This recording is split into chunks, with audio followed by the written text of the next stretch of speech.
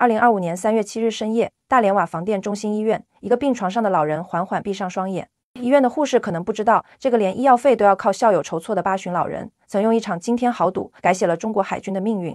他叫邵纯，华夏证券前董事长，中国航母的无名英雄。时间倒回1998年，这个当时叱咤中国金融界的大佬正面临职业生涯最荒诞的抉择。有人找上门，开口就要借几千万美元，理由是要买艘苏联破航母。这艘破航母在苏联时期叫李家号，苏联解体后叫过瓦良格号，现在它叫辽宁舰，是中国第一艘航母。1998年，乌克兰准备卖掉瓦良格号，身份神秘的香港商人徐增平报价2000万美元竞购，名义是要搞赌船。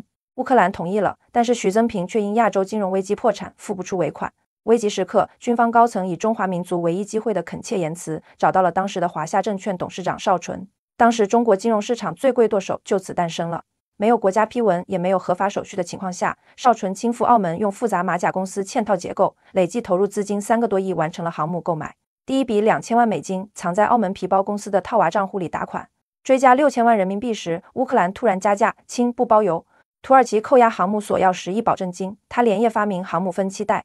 最绝的是，当满口家国情怀的徐增平挪用公款买香港深水湾豪宅，把购买瓦良格号一事丢一边时，他直接上演商战片经典操作，通过股权夺权，把对方从控股踢成小弟。最终，瓦良格号突破重重阻挠，于2002年跨越黑海风暴与土耳其封锁，最终抵达大连港。但那时，邵纯已经因为挪用公款的违规操作被一撸到底了。这个本可以安逸舒坦的金融大佬，为了中国第一艘航母走出乌克兰，私自拍板垫资几千万美元，却因此搭上了自己整个职业生涯。央企最注重合规，他其实也知道这件事的巨大风险，也知道自己未来会面临什么，却毅然决然选择了最不利己、最利国家的那条路。被停职时，他默默把责任独自扛下。此后，领着3000元月薪的他渐渐淡出人们视线。当徐增平以爱国商人身份当上政协委员，真正的功臣却因华夏证券倒闭，连补发的工资都成空头支票。2005年，因为这笔交易巨亏的华夏证券由中信证券和中国建银重组为中信建投。此后，华夏证券成为历史。离开后的邵纯参与过海水淡化技术以及设备生产工作，后来集中精力于风力发电领域。他认为这是一个经济价值和社会价值都不可限量的领域。3月7日，他在大连走完了人生最后一程，享年81岁。去世前，因为经济拮据，他的校友还在为他奔走呼吁，募集资金治病。1944年的圣诞节，邵纯出生于北京。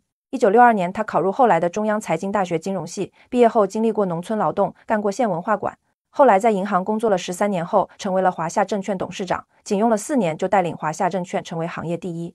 如果按照这个剧本，他会在退休时财富自由，并被人们称为券商教父。可是命运偏偏把他和中国第一艘航空母舰绑在了一起。如果不是2015年海军内部人士写了一本瓦良格号航母来中国，人们可能永远不知道邵纯付出了怎样的代价。2018年初，有关部门宣布瓦良格案结束，补发邵纯的工资和荣誉证书。此时邵纯已经74岁。坊间传闻他获得了一张航母突出贡献证书，并说若错过那次机会，我连自己都不会原谅。2022年，辽宁舰纪录片里据说他闪现了半秒，弹幕里狂刷公营赌船之王。辽宁舰的舷号为什么是16？这个问题有很多民间答案，其中大家最喜欢的是为了传承和纪念北洋水师。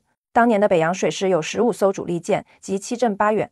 如今，当辽宁舰的滑跃甲板将战机送入云霄，渤海湾的浪花里似乎传来老人的呢喃。你看，这比华尔街的 K 线图壮观多了吧？今天早上，邵纯在大连火化。